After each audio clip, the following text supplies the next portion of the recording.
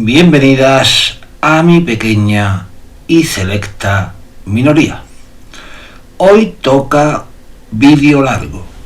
Espero que no os quedéis dormidos. Verlo completamente es interesante. Hoy hablamos de un tema muy interesante y ya sabéis, el texto en el cual está basado el vídeo será colgado en mi blog viajeroeneltiempo.com. Y sin más preámbulos y esperar también a que ustedes le deis me gusta al vídeo y os suscribáis, se despide atentamente un servidor. Saludo y que os vaya todo, pero que todo muy bien. Guión escrito y dirigido por Viajero en el Tiempo. La historia de la Edad Media está repleta de relatos sobre guerreros legendarios. Los caballeros con armaduras relucientes y los cruzados suelen captar la imaginación colectiva. Sin embargo, existió otro tipo de combatiente, alejado de las cortes y de los ideales caballerescos. Nos referimos a los almogávares, cuyo nombre evocaba temor y respeto en todo el Mediterráneo. No eran caballeros sujetos a códigos de honor, sino soldados endurecidos y profesionales, originarios de las montañas y fronteras de la Corona de Aragón. Su reputación se cimentó en la ferocidad, la resistencia y un grito de guerra aterrador que resonó en los campos de batalla desde Sicilia hasta Anatolia. Fueron el resultado de siglos de conflicto, una fuerza humana forjada en el yunque de la Reconquista. Estos guerreros destacaban por su aspecto singular. No portaban la pesada armadura de placas característica de sus contemporáneos europeos. Preferían un equipamiento ligero que les proporcionaba velocidad y agilidad. Vestían túnicas sencillas, sandalias de cuero denominadas abarcas, y portaban un pequeño escudo de cuero. Sus armas principales eran la azcona, una lanza corta, y el coltel, un cuchillo largo o espada corta. Este equipo minimalista los hacía idóneos para el terreno abrupto que habitaban y para los ataques rápidos y sorpresivos que los caracterizaban. Su indumentaria era eminentemente práctica, reflejo de una vida dedicada al arte de la guerra y a la supervivencia en entornos hostiles. La leyenda de los almogávares se consolidó con su célebre grito de guerra: «Desperta ferro», que significa «despierta, hierro». Se cuenta que golpeaban sus armas contra piedras o entre sí antes de la batalla, generando una lluvia de chispas en la oscuridad. Este ritual intimidatorio tenía como objetivo infundir terror en sus adversarios y prepararse mentalmente para el combate inminente. El estrépito del acero y sus gritos feroces se asociaron inseparablemente a su presencia. Era la promesa de una lucha implacable, la señal inequívoca de que los soldados profesionales de Aragón habían llegado y que la victoria no sería sencilla para sus enemigos. Su nombre se convirtió en sinónimo de una modalidad específica y brutal de la guerra medieval. Su historia trasciende la mera destreza militar. Constituye una narrativa compleja, entrelazada con las ambiciones políticas y económicas de la Corona de Aragón. No eran simples mercenarios, representaban una extensión del poder real, empleados para proyectar la influencia aragonesa a través del Mediterráneo. Desde las abruptas fronteras ibéricas hasta las antiguas ciudades del Imperio bizantino, los almogávares abrieron rutas de conquista y devastación. Su trayectoria constituye un capítulo fascinante de la historia medieval, que revela las duras realidades de la guerra, la dinámica de las sociedades fronterizas y la forja de una leyenda que ha perdurado siglos, encarnando el espíritu de una época feroz e implacable. Los almogávares no surgieron espontáneamente. Fueron el producto directo de las circunstancias históricas singulares de la península ibérica durante la Edad Media. Durante siglos, este territorio constituyó una extensa zona fronteriza. Era un espacio donde los reinos cristianos septentrionales presionaban de manera constante sobre los dominios islámicos de Al-Ándalus en el sur. Este prolongado conflicto, conocido como la Reconquista, generó una sociedad permanentemente preparada para la guerra. La existencia en esta frontera era incierta y peligrosa. Se trataba de una tierra de incursiones y represalias, donde la supervivencia dependía de la destreza en el combate y la capacidad de adaptación. En este contexto de guerra constante y de baja intensidad se forjaron los primeros almogávares. Su origen principal se sitúa en las regiones montañosas de los Pirineos, en territorios como Aragón y el Condado de Barcelona, que posteriormente conformarían la Corona de Aragón. Procedían de comunidades pastoriles, compuestas por pastores y campesinos que habitaban un entorno agreste. La amenaza constante y la posibilidad de atacar asentamientos islámicos transformaron profundamente su modo de vida. Las habilidades propias del pastoreo, como el conocimiento del terreno y la capacidad de recorrer largas distancias a pie con escasos recursos, se adaptaron eficazmente a fines militares. Estos habitantes de la montaña se especializaron en la guerra irregular. Dominaban el desplazamiento sigiloso por el terreno, la ejecución de ataques sorpresa y la retirada antes de que fuerzas superiores pudieran reaccionar. Inicialmente, el término almogávar designaba a pequeños grupos de asaltantes que realizaban incursiones o razias en territorio enemigo. Su motivación principal era de carácter económico. Buscaban capturar ganado, bienes y prisioneros susceptibles de ser vendidos o rescatados. Esta práctica era habitual en ambos lados de la frontera cristiano-musulmana. Los primeros almogávares no integraban un ejército regular.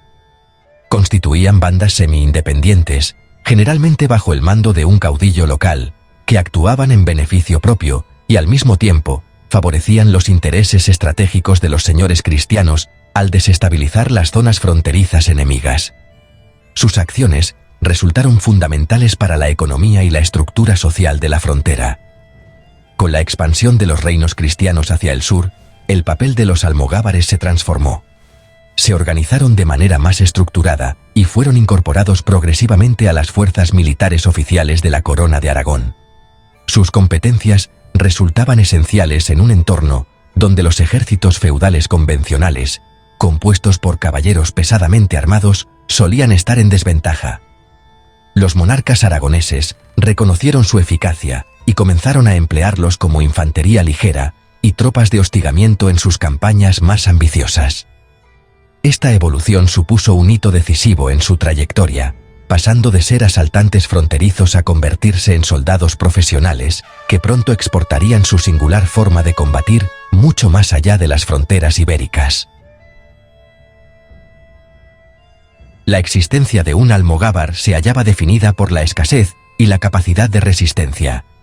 Las zonas montañosas de Aragón, Cataluña y Navarra carecían de una agricultura próspera.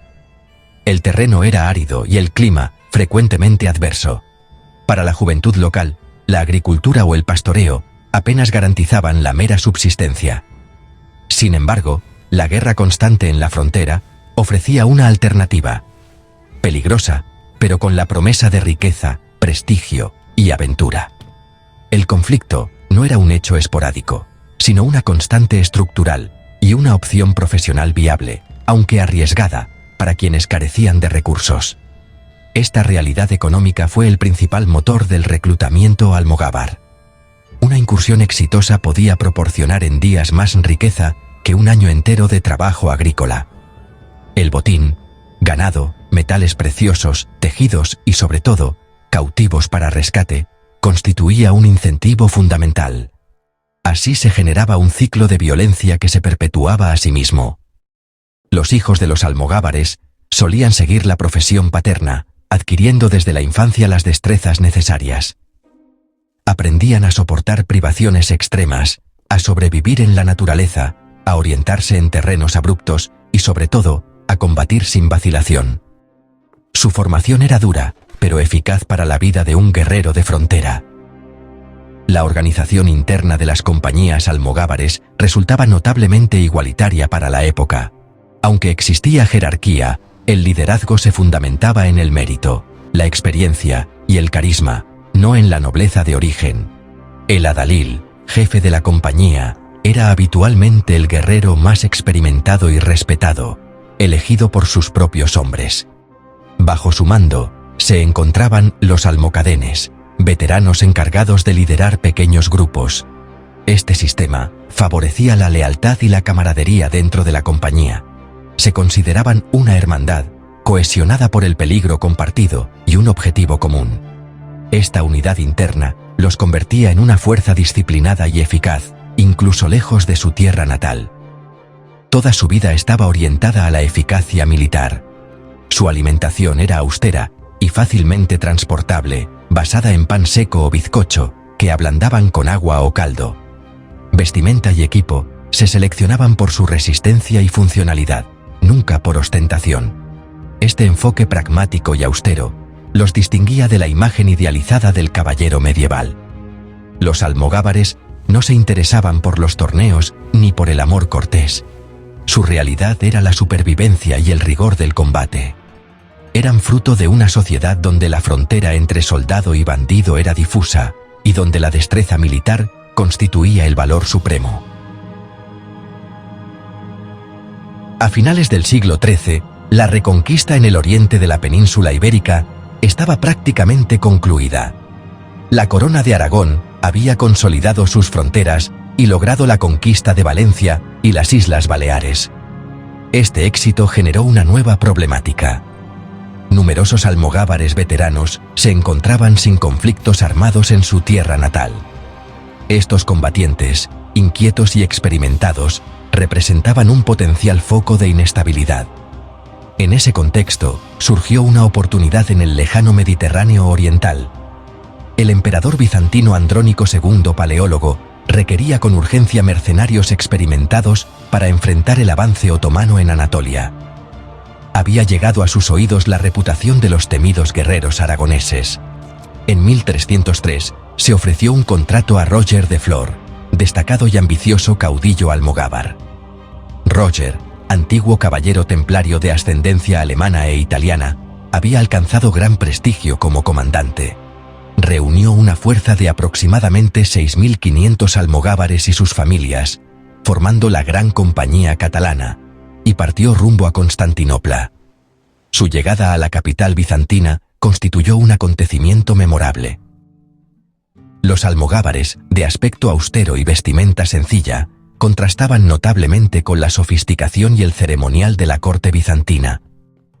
El emperador los acogió, concediendo altos títulos y generosas remuneraciones a Roger de Flor y sus oficiales. La compañía fue enviada de inmediato a Anatolia, donde su intervención resultó decisiva y contundente. Los otomanos, acostumbrados a vencer fácilmente a los ejércitos bizantinos, jamás habían enfrentado a adversarios como los almogávares. En enfrentamientos cruciales, como las batallas de Cícico y del Aulax, los catalanes aniquilaron a las fuerzas turcas. Sus tácticas de desplazamiento veloz, ataques por sorpresa y cargas impetuosas demostraron una eficacia devastadora. Recuperaron extensos territorios para el Imperio bizantino, desplazando a los turcos y evidenciando la superioridad de su modelo occidental de infantería. Su grito de guerra, «Desperta ferro», resonaba entonces en las llanuras de Asia Menor. No obstante, el éxito de la compañía suscitó recelos y desconfianza en la corte bizantina. Nobles y generales griegos resentían la creciente influencia y la actitud altiva de estos mercenarios extranjeros. Los almogávares, por su parte, actuaban frecuentemente como conquistadores, saqueando los territorios liberados y mostrando desprecio hacia la población local. Las tensiones se intensificaron rápidamente. La relación entre el emperador y Roger de Flor se deterioró, desembocando en un acto de traición. Miguel IX, hijo del emperador, percibía a la compañía como una amenaza para su autoridad y conspiró contra ellos, desencadenando un sangriento conflicto que marcaría el devenir de su historia. La frágil alianza entre la Gran Compañía Catalana y el Imperio bizantino se quebró en abril de 1305. Roger de Flor y 130 de sus principales oficiales fueron invitados a un banquete en Adrianópolis, ofrecido por el coemperador Miguel IX. Sin embargo, se trataba de una emboscada. Durante la celebración, los líderes almogávares, desarmados, fueron sorprendidos y asesinados. Este acto de traición pretendía descabezar a la compañía y dejar a sus soldados sin liderazgo, expuestos y vulnerables. Sin embargo, los bizantinos subestimaron gravemente la capacidad de resistencia y el espíritu vengativo de los almogávares supervivientes. Cuando la noticia del asesinato llegó al campamento principal en Galípoli, el dolor se transformó rápidamente en un deseo irrefrenable de venganza. Lo que siguió es conocido como la venganza catalana. Unidos bajo nuevos líderes como Berenguer de Entenza, la compañía declaró la guerra al Imperio bizantino.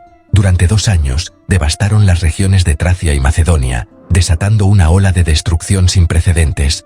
Saquearon sistemáticamente pueblos y aldeas, derrotaron a todos los ejércitos bizantinos enviados contra ellos y sometieron los territorios europeos del imperio.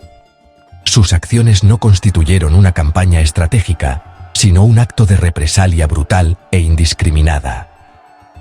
La huella de su violencia fue tan profunda que durante siglos, el término catalán se convirtió en un insulto entre la población griega local.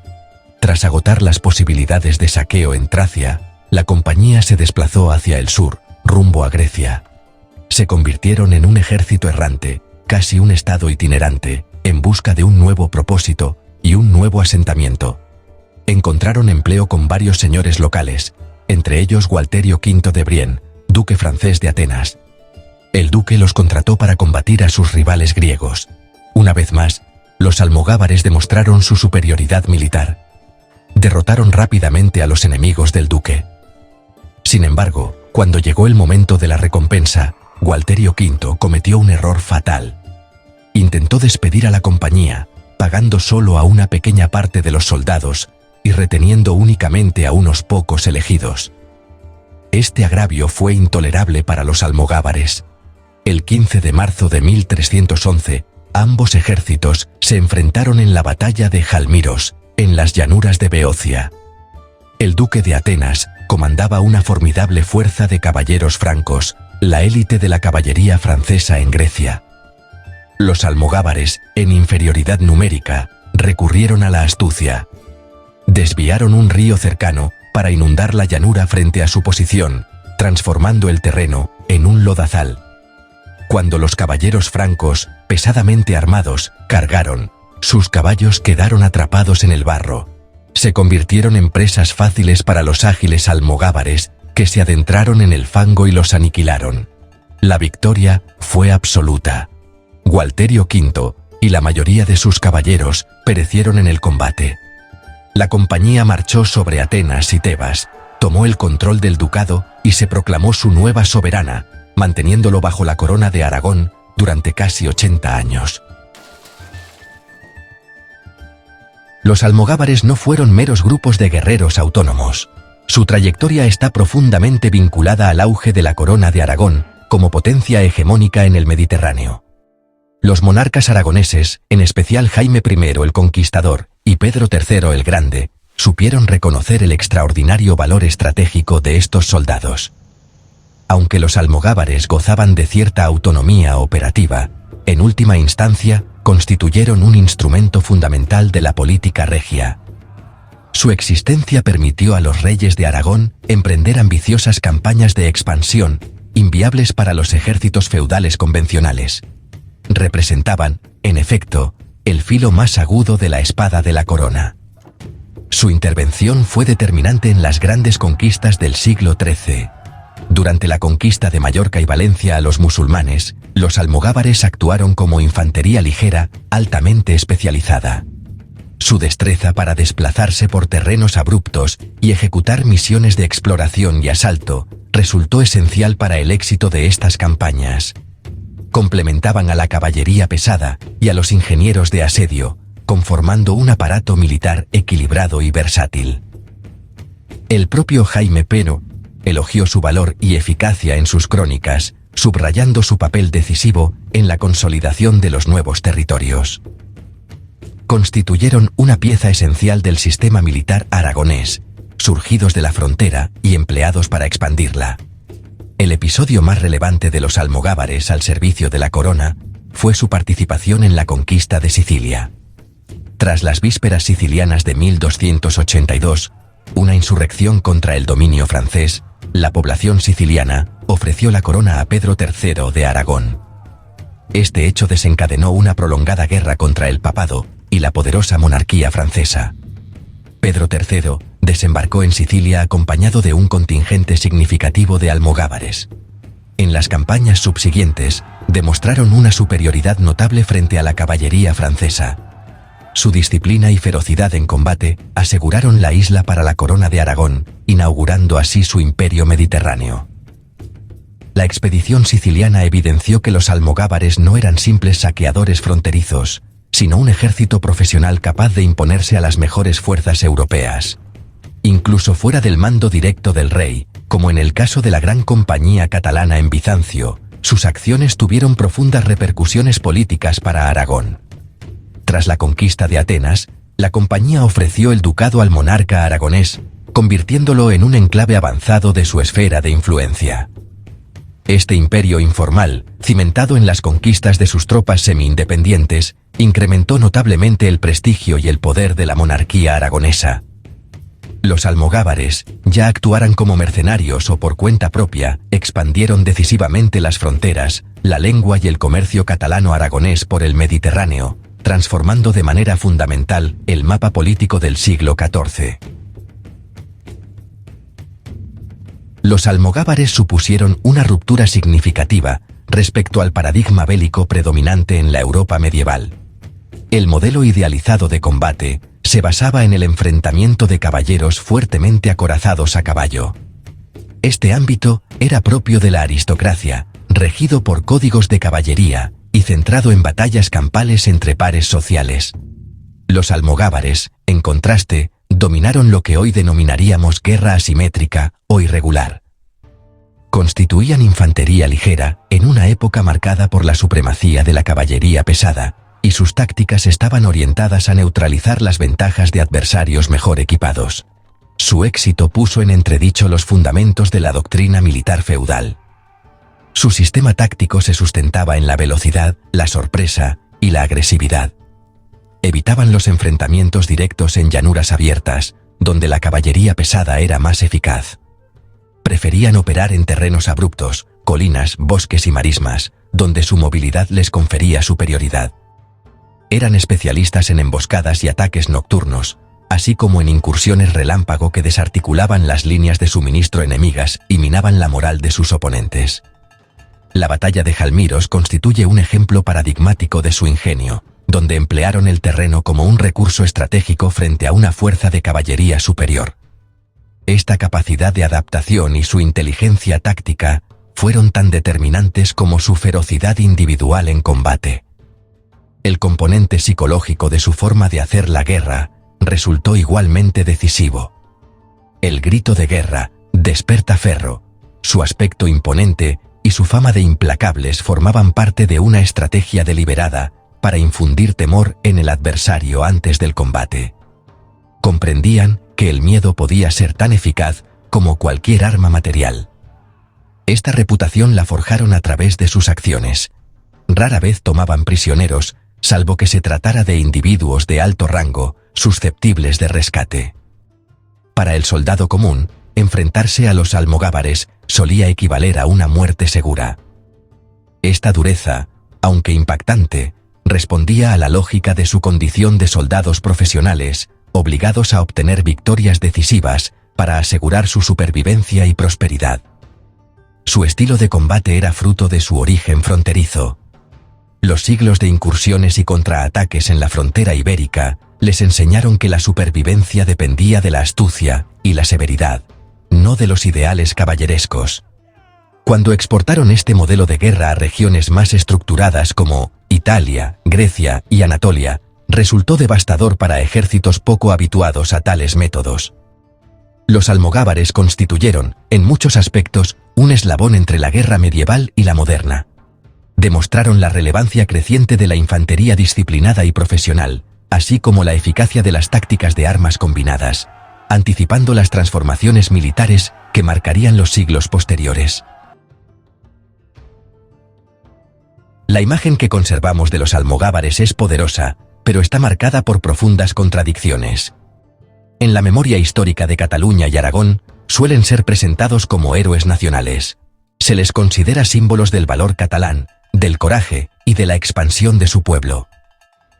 El romanticismo decimonónico se apropió de su historia, transformándolos en figuras épicas, campeones de la libertad, y precursores de la identidad nacional. Esta visión heroica enfatiza sus notables logros militares, la lealtad entre sus miembros y sus victorias como David frente a Goliat, ante potencias superiores. Se les presenta como protagonistas de una gran aventura, encarnando la capacidad de una pequeña nación para proyectar su poder en el ámbito internacional. Sin embargo, esta visión romántica contrasta de manera radical con la realidad histórica documentada por sus víctimas e incluso por observadores contemporáneos más imparciales. Para los griegos bizantinos, los turcos y los francos de Grecia, los almogávares no eran héroes, sino destructores implacables. En el folclore y las crónicas griegas, se les describe como bárbaros sanguinarios que solo trajeron fuego, espada y devastación. La llamada venganza catalana no fue una búsqueda noble de justicia, sino una campaña de terror dirigida contra la población civil. Su nombre quedó asociado a la destrucción y la crueldad, representando un episodio oscuro en la historia de las regiones que atravesaron.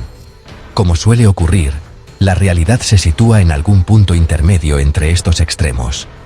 Los almogávares no fueron héroes nacionales desinteresados, pero tampoco simples salvajes carentes de razón. Eran soldados profesionales en una época especialmente violenta, y sus acciones respondían a un código pragmático de supervivencia y beneficio. Mostraban lealtad hacia sus líderes y compañeros, pero eran implacables con sus adversarios y con quienes se interponían en su camino. Su violencia solía ser calculada y perseguía fines concretos, orientada a alcanzar objetivos militares o económicos específicos. Fueron producto de su tiempo, una época en la que las fronteras entre soldado, mercenario y bandido eran sumamente difusas. Comprender a los almogávares exige superar las etiquetas simplistas de héroe o villano. Debemos analizarlos como un fenómeno social y militar complejo. Surgieron como respuesta a condiciones económicas y políticas específicas de la frontera ibérica. Su posterior trayectoria en el Mediterráneo fue una consecuencia lógica de sus orígenes. Constituyeron una fuerza militar eficaz, disciplinada y motivada, que ofrecía sus servicios al mejor postor, aunque también actuaban en beneficio propio cuando era necesario.